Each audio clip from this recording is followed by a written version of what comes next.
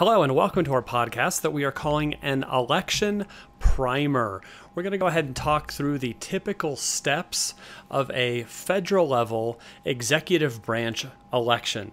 So in essence, the election for the presidency. Let's go ahead and see what we're talking about. So like we said, our focus for this presentation will be the federal level executive branch. So in essence, we are looking at how someone becomes the president of the United States. And so you can see our governmental tic-tac-toe in the bottom right.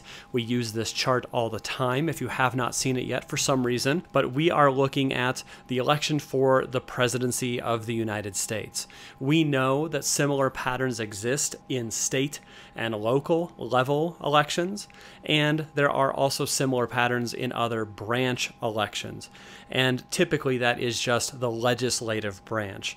Since the judicial branch, those people are not normally running for election, they are normally appointed. So all of the things we're going to say are geared towards the presidential election at the federal level, but there are overlaps with state and local and with legislative branch elections. So yes, the Democratic Party, the name was from the concept of democracy, demo meaning people, so rule by the people. It did evolve from the Democratic Republican Party that Thomas Jefferson started back in the day, so early 1800s. But the first president to be elected under the Democratic Party name was Andrew Jackson, who served from 1829 to 1837. And like we mentioned, the Republican Party was formed in the early 1850s. Its first president under the Republican banner was Abraham Lincoln in 1860. And they took their name from the idea of a political republic, which is rule through representatives. Oftentimes, the Republican Party uses its abbreviation of the GOP. We don't say GOP, we say the GOP for the Grand Old Party. And so like we mentioned before, and this is where political ideology is important to keep in mind as a layer contrasting with the party names. At the time, the Democrats were more politically and socially conservative. They favored slavery before the Civil War. They wanted to end help to freed slaves after the Civil War. There was a large presence in the KKK in the Civil War of Democrats. And at first, the Republicans were more politically and socially liberal. They wanted to abolish slavery, which was new for the time. It was a change. That was the liberal idea at the time. And there was a group called the Radical Republicans who wanted to push for racial integration, voting rights, and equality for those recently freed slaves, now called African Americans, right after that Civil War. So in the 1800s, the Democrats were more conservative, the Republicans were more liberal. But as we mentioned, there were changes. In about 1948, the Democratic Party began to splinter over the civil rights issues. And so that was considered a plank, one issue in their party's platform. And so conservative Democrats did not want the civil rights changes to that party platform. And those conservative Democrats tended to be situated in the South. Mississippi, Alabama, Georgia, the Carolinas, etc. And so these conservative Democrats looked at the civil rights change and said, you know what, we're not digging that. And so those conservative Democrats, again, mostly geographically from the South, they split from the Democratic Party. They said if the Democratic Party is going to do the more liberal thing starting in around 1948 and offer a plank on civil rights, they were not down with that. So they split off and they formed these smaller parties like the Dixiecrats, the States' Rights, the American Independent parties. So many of the members of these new parties were former Democrats who said, you know what, the Democratic Party is moving too far to the left. They left the party and formed their own parties. Now here's the challenge. Those smaller parties were not going to have electoral success at the presidential level because the Republicans and the Democrats were still the two largest parties out there. So eventually, these members from the South who were more conservative in their thinking took their membership in the Dixiecrats, the States' Rights, the American independent parties, and they had to meld with some other big political party that might push those ideas more forward, might get somebody elected at the national level.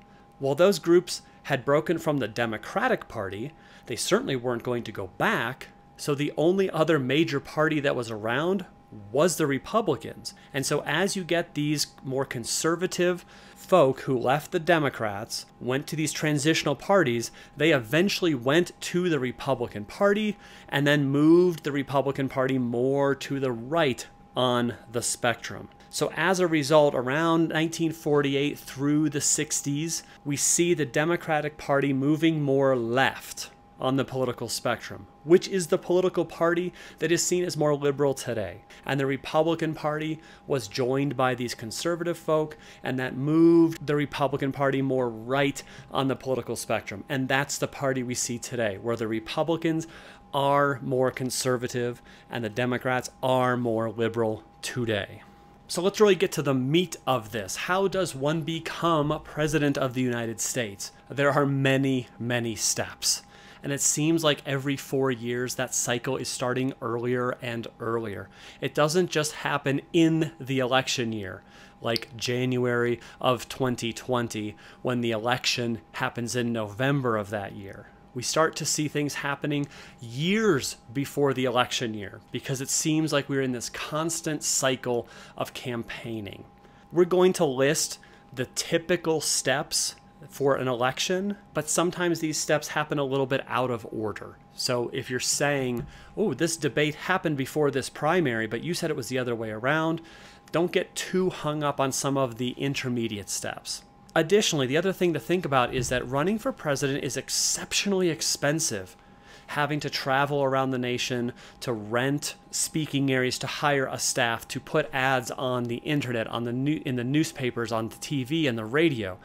All of this process is very, very expensive. So while we say to kids, anybody can be president, anybody can rise to that office, the question we would pose is this: is that true? Can any American truly rise to the level of president, not just in terms of whether you were born here or not, but just in terms of the sheer volume of money it would take to run a campaign? Because if you look at the presidents of the modern era, many of them, if not most of them, have been independently wealthy before they even ran for president. These are not small town hardware store owners who say, I want to run for president and then actually win. The people who have won in the modern era have been independently wealthy before they even started. So the question is, can everyone rise to this office? Or are we seeing perhaps an oligarchy, rule by a few rich people? So the first step to becoming president or to winning any election is that someone has to throw their hat in the ring. It's a boxing metaphor that Teddy Roosevelt used back in the 1900s. Basically, you have to say, I am officially running for this office. And so the challenger would literally throw their hat in the ring and say, I'm next. And that's what a politician has to do. That person has to announce their intent to run. The next step is the primary debate series. And here's where we start to talk in this podcast about Republicans and Democrats. So while we know there are many parties out there, we're going to focus on the big two. So in a typical election cycle, if there are many people from any one party who want to become the one to represent their party in the presidential election, that party has to have a primary.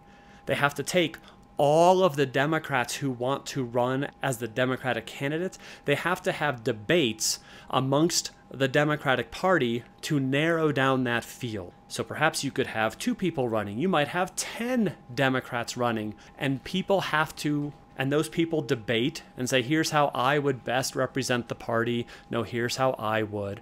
And the same thing is happening on the Republican side. Depending on the year, there could be many people running for that presidential nomination to be the one Republican who runs at the end of this whole thing. Each party has these debates where they narrow down the field of all the Democrats or all the Republicans, narrow them down to one person for each party. So that at the end of this, one Democrat is emerging, one Republican is emerging, and then yes, one Libertarian, one Green Party, one Communist Party. There's one for each party. And these tend to happen in the spring and summer of that election year. So kind of mixed in with the debates, we have primary elections. And here's where ordinary American citizens cast their vote for which person they want to represent their party. So Democrats vote for the Democrat they want to see as the one who emerges from these crowded primaries. The Republicans vote for the Republican candidate they want to see to emerge from the 6 or 7 candidates that might be duking it out. And so most states in the union are now just doing primary elections where people go in, they vote, they walk out, they're done. There are some states that use a process called a caucus. These are basically neighborhood meetings where people literally get together in like a schoolhouse, in a school gymnasium, in a church, in a community center, and all the people in that neighborhood get together, hash it out. They make impassioned speeches as to who they want their candidate to be, and then at the end of it, they try to come up with one winner from that precinct. So like the city of Broomfield, there's like 5 polling areas there, and people would get together, and at the end of the night, they would say, everybody who met at the Legacy High School gym, they think the best Republican candidate to move forward is fill in the blank, or the best Democrat to move forward would be fill in the blank. So these take a lot more time, ask for a lot more commitment from people, as opposed to a primary election where people just fill out a ballot, they've decided who they want to move forward, and they move on. And these tend to happen again in the spring and summer of that election year. Now, in the late summer of the election year, so a couple months before the actual presidential election, each party is going to have a national convention. And this is a meeting of the party delegates to formally nominate a candidate for president for their party.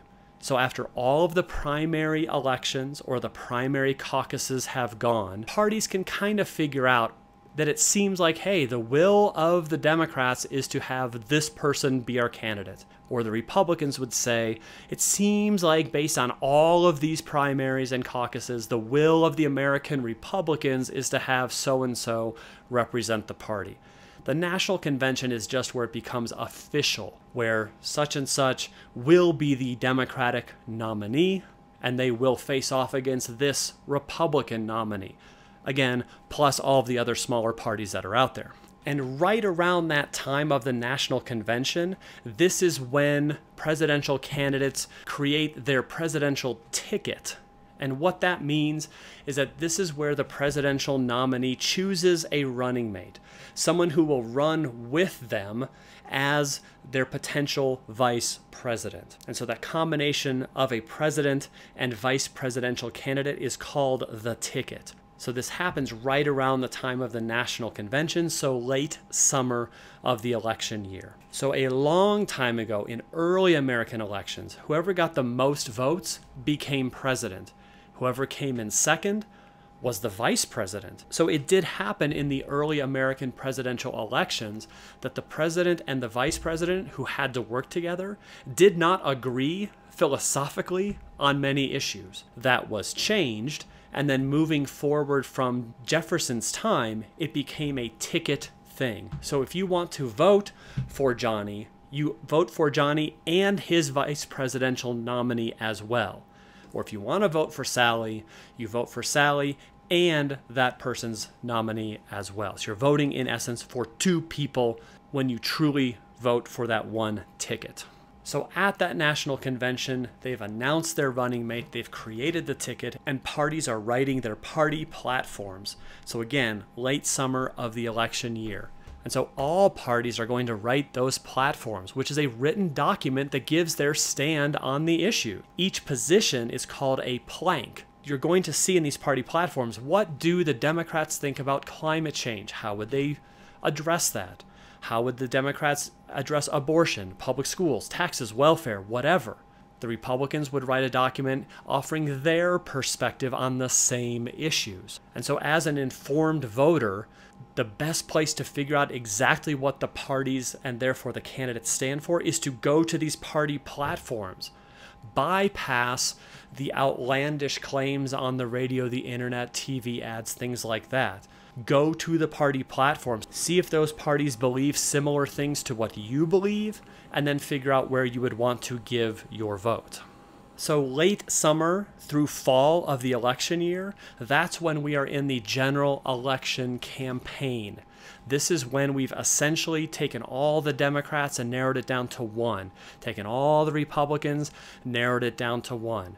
And again, those two major political party candidates start going at it head to head. And yes, other political parties' candidates are campaigning, but this is where that money comes into play.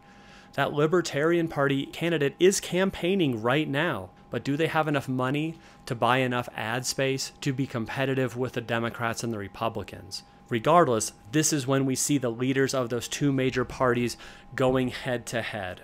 It's kind of the final two in the presidential election campaign season. So during that late summer and fall of the election year, while candidates are out crossing the nation, seeking votes, holding rallies, there are probably going to be general election debates.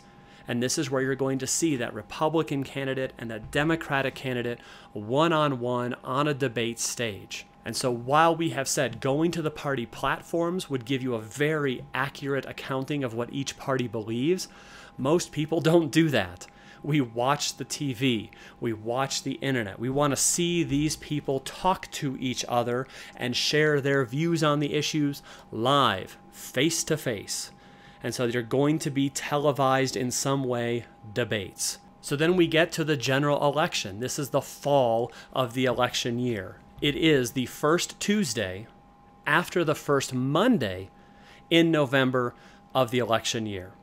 So for example, if November 1st fell on a Tuesday, that is not when the election would be.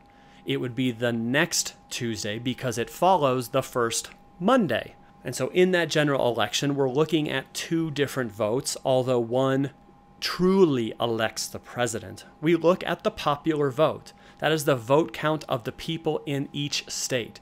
That is where every single person's vote is simply counted. And we can see throughout the entire nation how many Americans voted for the Democratic candidate, how many voted for the Republican candidate. But that doesn't determine the winner of the presidency. What truly matters is, again, that electoral college vote. And so the number of electoral votes for each state is determined by the number of representatives in the House that each state has, plus 2 for the number of senators that each state has. So in essence, states with larger populations have more electoral votes. It's called a winner-take-all system. If 50% plus one person in the state vote for the Democratic candidate, that candidate gets all the electoral votes of that state. And vice versa. If 50% plus one person votes for the Republican candidate in that state, that candidate gets all the electoral votes from that state. And so the popular vote does matter on a state-by-state basis, but truly we are looking at the electoral votes and the electoral college vote to determine who wins the overall presidency. And once the popular votes are counted, electoral college votes are accorded to the candidates. Whoever gets 270 or more electoral votes is declared the winner of the American presidency.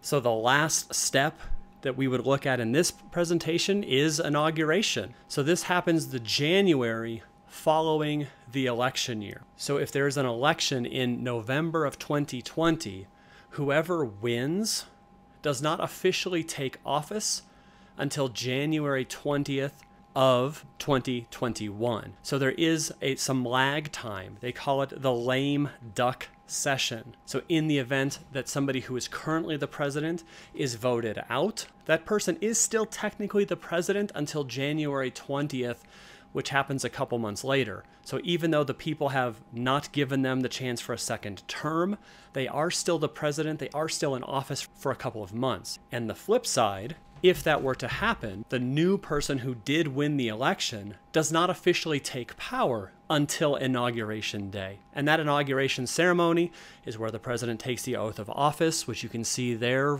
directly from the Constitution. So once the president has taken that oath of office, their term begins. And so according to the Constitution, that term lasts 4 years. Now, there are a couple ways that term could end early. The president could die in office, and that has happened to 8 presidents. It could end if they quit, and that has happened by 1 president. And their term could end if they are impeached and convicted, which we'll talk about in a separate presentation as to what that actually is. We have had 3 presidents who have been impeached, which basically means to be accused of a crime, but we have not had any who were convicted of those charges, so we have not had any who were removed from office. Unless they die, quit, or are removed through the impeachment process, the presidential term lasts 4 years. So that is it, a long explanation of political parties and how they change and political ideologies and how the race for the office of president works. Please make sure you understand all the nooks and crannies of all of this information, but if you have questions, please bring those into class so we can get those answered for you. Otherwise, thanks so much, and we will see you soon.